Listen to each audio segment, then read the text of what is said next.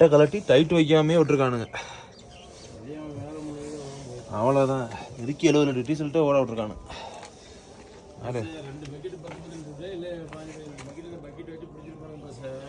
அந்த ஹவுசிங் வரைக்கும் ஓடி இருக்கு டீசல். ஓடினா நீ தேங்கி நிற்க பாருங்க, டீசல் இழுக்க முடியாமல் தான் இருக்கு. வேற சிந்தி போயிருக்கானுங்க டீசல்.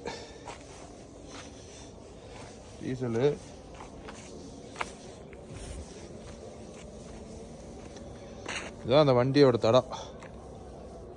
கரண்ட் ஸ்கூட்டில் வந்து பிடிச்சிட்டு போயிருக்கானுங்க.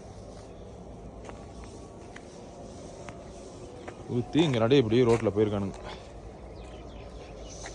வண்டி வந்து